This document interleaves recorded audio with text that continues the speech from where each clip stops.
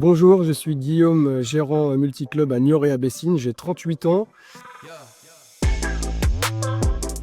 Avant même d'ouvrir ma première structure en 2013, accompagné de ma conjointe qui est associée avec moi, nous étions dans la police nationale à Rennes et à Saint-Brieuc, après mes études du coup, et j'ai fait beaucoup de foot étant jeune, donc carrière de footballeur assez jeune, après police nationale, et ensuite, ayant la fibre entrepreneuriale, j'ai décidé de me lancer assez jeune avec ma conjointe pour ouvrir ma première structure.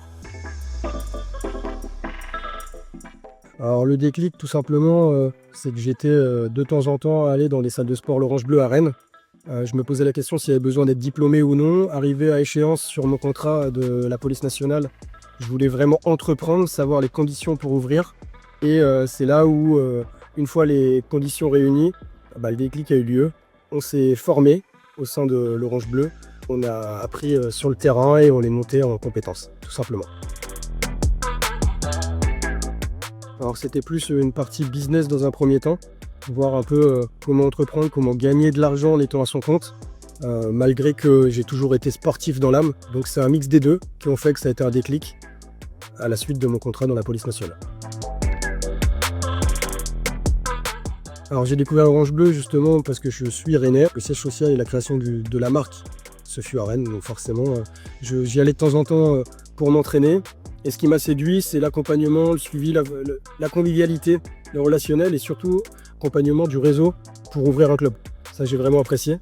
De A à Z, dès qu'on a des galères ou qu'on a des questionnements, eh bien, ils sont là pour y répondre et pour t'accompagner, jamais nous laisser dans le flou. Donc ça m'a séduit. Ce qui m'a rassuré pour rejoindre ce réseau, c'est l'accompagnement de A à Z, la formation également. On peut avoir pour être habilité à ouvrir sa structure une fois qu'on ouvre. Tout au long de cette ouverture et tout au long de ces années qui passent, on garde ça. Ça, c'est vraiment rassurant. C'est-à-dire qu'un réseau t'accompagne de A à Z. Au-delà de l'accompagnement, c'est la notoriété. La marque est puissante et forte, donc on est connu dans la France, voire même à l'étranger maintenant. Donc ça, c'est vraiment ce qui est le plus intéressant. Et avoir des conditions financières abordables et intéressantes par rapport à un indépendant qui va ouvrir. Seul n'aura pas les mêmes conditions vu qu'on a notre centrale d'achat. La formation initiale s'est très bien passée, bien adaptée. Il y avait des profils différents de chaque partenaire qui vont rentrer dans ce réseau. Et nous, étant très jeunes, c'était pas du tout scolaire. On a appris sur le tas, comme je l'ai évoqué tout à l'heure, avec des méthodes bien précises, des logiciels et des méthodes de management. Donc c'est surtout quelque chose qui n'est pas simple quand on arrive très jeune pour ouvrir avec des salariés. Donc moi j'ai trouvé ça très positif et vraiment pédagogique. Le réseau évolue, il y a plus de monde qui nous suit. Il se poursuit positivement, sachant qu'il y a un leader région qui vient régulièrement nous voir.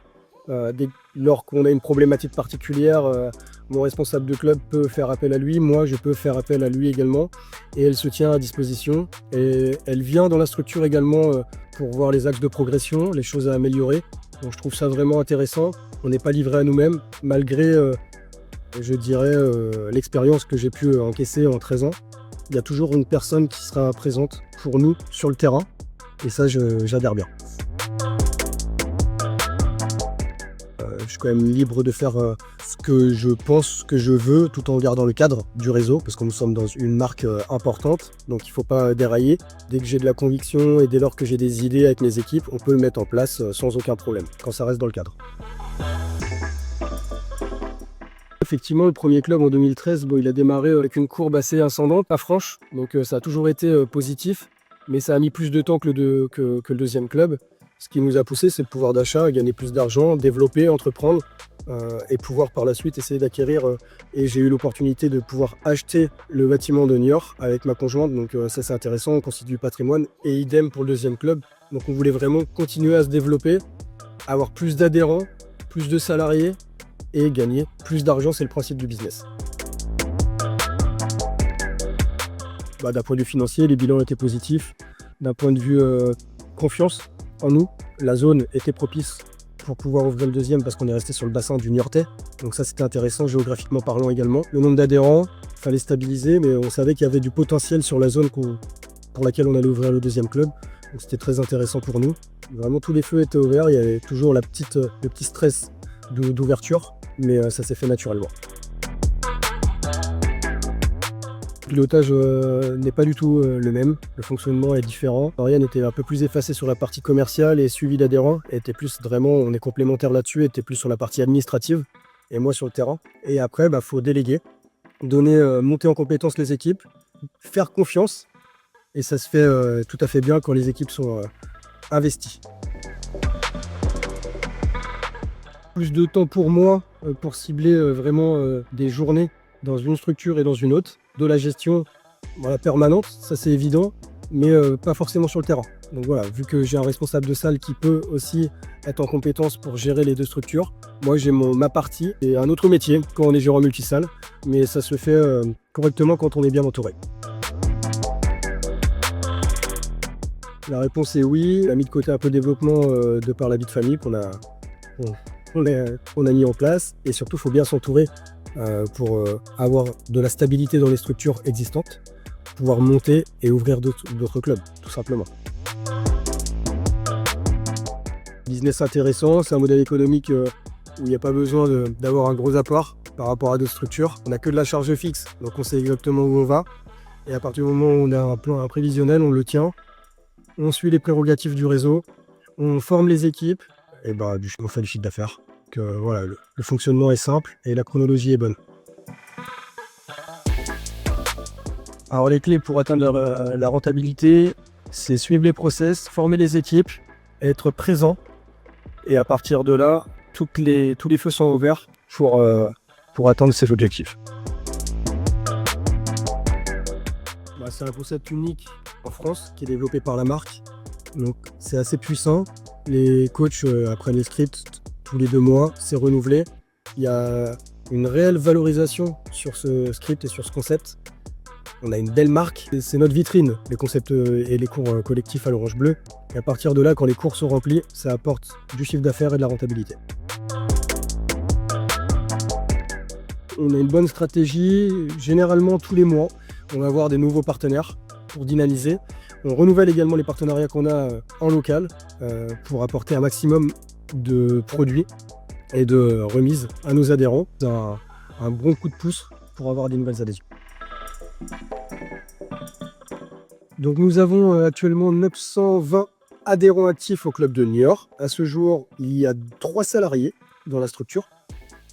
Le chiffre d'affaires annuel pour le club de Niort est de 320 000 € hors taxe. Sur le club de Bessines, on a 1070 adhérents actifs. Nous avons également 3 salariés. Je ne compte pas les stagiaires qui ne sont pas rémunérés, mais on a des stagiaires dans les structures. Et nous faisons 350 000 € de chiffre d'affaires annuel sur l'année 2024. D'un point de vue modèle économique, déjà financièrement, je trouve que les abonnements par rapport à la concurrence sont très intéressants sur les prestations que l'on propose. On a une marque qui est assez forte, la marque déposée, le concept Yako, c'est notre vitrine. L'accompagnement, les cours collectifs qui sont encadrés et orchestrés par des coachs, le suivi, des machines de qualité, la force du réseau. Il y a 400 clubs en France. Un adhérent peut avoir accès dans tous les clubs, dans tout le réseau, très important également. Et puis une belle charte graphique. Il ne faut pas se poser de questions, beaucoup de gens ont des remords ou des regrets, quel que soit l'âge. Nous on a démarré, ma conjointe avait 21 ans, moi 24. On était des très jeunes entrepreneurs. Aujourd'hui du coup on peut donner toute notre expérience, mais c'est pas simple. Mais il faut se lancer, il faut être accompagné. C'est la raison pour laquelle le réseau est là. Et je conseille vivement justement de rejoindre une enseigne comme la nôtre. Ne pas se poser 36 000 questions, il y a toujours un stress quand on entreprend, un stress financier. Forcément, si on le fait pas, on ne sait pas. Et moi j'aime pas vivre avec des regrets, il faut toujours se lancer.